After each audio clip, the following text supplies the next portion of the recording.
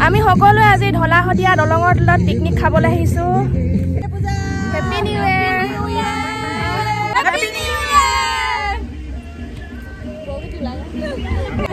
আৰু আপোনালোকলৈও বহুত বহুত নৱবৰ্ষৰ হিয়া ভৰা শুভেচ্ছা থাকিল। সকলোৱে দিনবোৰ ভালে কুশলে যাওক। সেয়া আৰু ন। থেংক ইউ ধন্যবাদ। সকলোকে নমস্কাৰ জনাই মোৰ নতুন এটি ভিডিঅ'ৰ মাজলৈ আপোনালোক সকলোকে স্বাগতম জনালোঁ।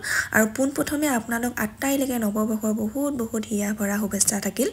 আৰু দুখবোৰ আঁতৰি সুখবোৰে উপচি পৰক। আটাইৰে জীৱনলৈ আনন্দ আহক, সুখ শান্তিৰে ভৰি পৰক, সকলোৱে সুস্থ থাকক, সেয়া কামনা কৰোঁ। আৰু আজি আহিছোঁ আমি পিকনিক খাবলৈ ঢলাশদিয়া দলঙৰ তলত। পিকনিক খাবলৈ আমি ওচৰ চুবুৰীয়া সকলোৱে আহিছোঁ। বৰ্তা বৰমা, খুৰা খুৰী আৰু লগৰ ছোৱালী আহিছে। তেনেকৈ আমি ঢেৰ মানুহ আহিছোঁ। সেইকাৰণে আজি মনটো কিবা এটা বহুত ভাল লাগি আছে। অকলশৰীয়াকৈ আমি সদায় খাই থাকোঁ নহয় জানো, লগে ভাগে খোৱাটো আমেজিং। খাবলৈ কিন্তু মজা লাগিব। ৰঙালাওটো ইমান ধুনীয়া। আপোনাৰ নিচিনা ধুনীয়া